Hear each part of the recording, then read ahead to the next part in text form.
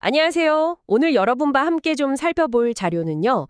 돈 잘 벌기 PDF라는 자료에서 나온 내용입니다. 네, 보통 유튜브나 주식, 창업 이런 구체적인 방법을 많이 생각하는데 이 자료는 좀 다른 관점이더라고요.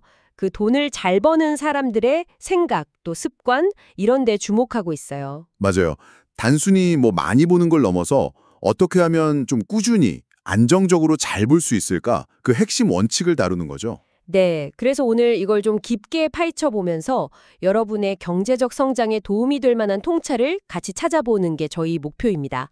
한번 시작해 볼까요? 좋습니다. 이 자료에서 첫 번째로 꼽는 핵심 습관이 시간을 돈처럼 다루는 것이더라고요. 네, 시간을 그저 흘려보내는 게 아니라 정말 자산처럼 여기는 거죠. 맞아요.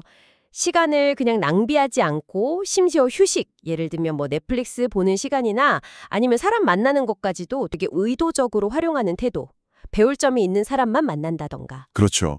쉬더라도 그냥 멍하니 있는 게 아니라 이건 재충전을 위한 시간, 이건 아이디어 구상을 위한 시간, 이렇게 목적을 부여하는 거예요. 매일 쓰는 시간이 결국 내 자산이다. 이런 인식이 바탕에 깔려 있는 것 같아요. 여기서 흥미로운 지점이 바로 그건데요. 시간 관리 능력이 곧 재정 관리 능력하고 직결된다는 거예요. 아, 시간 관리랑 재정 관리가요? 네, 시간을 자산으로 보고 이걸 관리할 수 있어야 돈이라는 자산도 효과적으로 관리할 수 있다. 뭐랄까, 자원 관리의 가장 기본 원칙인 셈이죠. 그렇군요. 시간을 잘 써야 돈도 잘 관리한다. 일리가 있네요. 네, 그리고 두 번째 습관은 하나의 수입원에만 의존하지 않는 태도를 이야기해요. 이건 요즘 정말 많이들 얘기하는 거죠. 파이프라인 여러 개 만드는 거요. 맞아요. 월급 외에 부수입을 만드는 게 중요하다는 건데, 블로그라든지 스마트 스토어 아니면 전자책 같은 거요. 요즘엔 사실 누구나 마음만 먹으면 사이드 프로젝트 시작할 수 있잖아요. 그렇죠. 근데 이 자료에서는 단순히 엔잡을 하라는 걸 넘어서요. 이걸 좀 전략적으로 봐야 한다고 해요. 전략적으로요? 네. 본업 외수입을 단순히 돈을 더 버는 수단이 아니라 새로운 가능성을 탐색하고 또 위험을 분산하는 그런 전략으로 접근해야 한다는 거죠. 아, 위험 분산이랑 가능성 탐색? 네. 그래서 본업은 안정적으로 가져가되 부업으로는 가능성을 넓혀라. 이런 공식을 제시하는데 처음부터 너무 크게 벌리려고 하지 말고 작게 시작해서 꾸준히 하는 게 중요하다고 강조합니다. 작게 시작해서 꾸준히. 이게 핵심이군요. 알겠습니다. 그럼 세 번째 원칙으로 넘어가 볼까요? 돈을 쓰는데도 전략이 필요하다는 내용인데요. 네. 이것도 중요한 부분이죠. 무조건 아끼는 게 능사가 아니라는 거예요. 맞아요.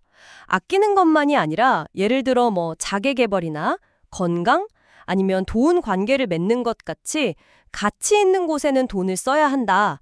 일종의 투자성 지출이라고 표현하더라고요. 그렇죠.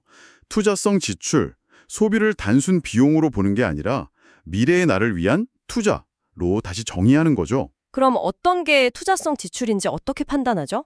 좋은 질문인데요. 자료에서는 지출하기 전에 한번 자문해 보라고 해요.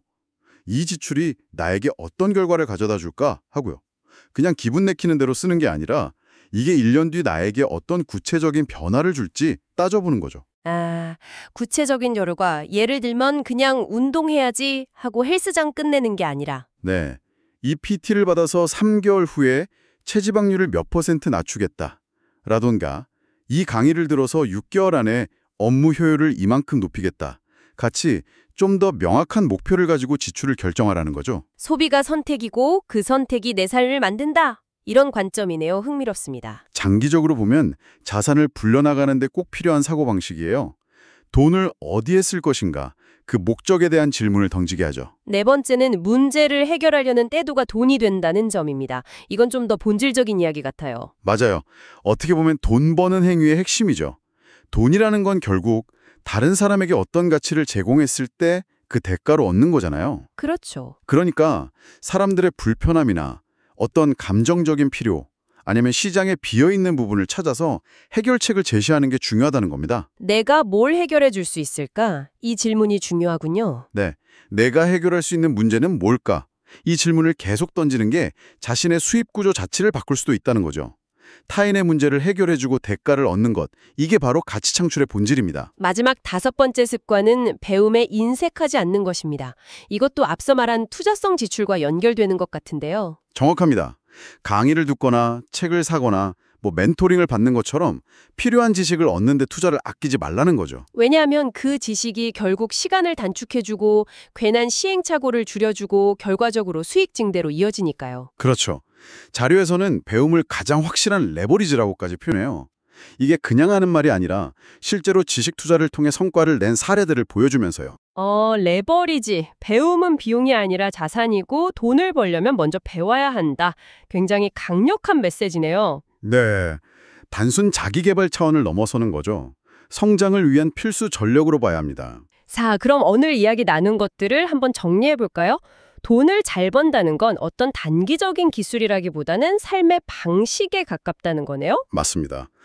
시간 관리, 전략적 소비, 꾸준한 학습 같은 내적인 기반을 잘 다지고 네, 그 위에 수입 다각화, 나 문제 해결 같은 외적인 활동을 쌓아 올리는 과정인 거죠. 그렇죠. 오늘 강조된 이런 작은 습관들을 꾸준히 실천하는 게 중요해요. 당장은 눈에 띄는 변화가 없더라도요. 네, 오늘 하는 작은 선택 하나하나가 쌓여서 미래의 경제적 자유를 결정할 수 있다. 이런 메시지로 받아들이면 좋겠습니다. 그런데 오늘 저희가 살펴본 내용들은 주로 개인의 어떤 습관이나 생각의 전환, 이런 내적인 부분에 초점을 맞추고 있잖아요. 네, 그렇죠. 여기서 한 걸음 더 나아가서 이런 질문도 던져볼 수 있을 것 같아요. 과연 이런 원칙들이 모든 사람에게 어떤 상황에서든 똑같이 적용될 수 있을까 하는 점이요. 개인의 노력만으로 다 되는 건 아닐 수도 있다는 말씀이시군요. 그렇죠. 개인이 처한 사회경제적인 환경이라든가 시작점의 차이 같은 외적인 요인들이 있잖아요. 이런 것들이 이 원칙들의 적용이나 그 결과에 어떤 영향을 미칠지 이런 부분까지 함께 고민해보는 것이 이 자료를 좀 더 깊이 이해하는 데 도움이 되지 않을까 싶습니다. 와, 정말 생각해 볼 만한 의미 있는 질문이네요. 오늘 저희가 함께 분석한 이 내용들이 여러분께 유용한 관점을 제공했기를 바랍니다. 함께 해주셔서 감사합니다.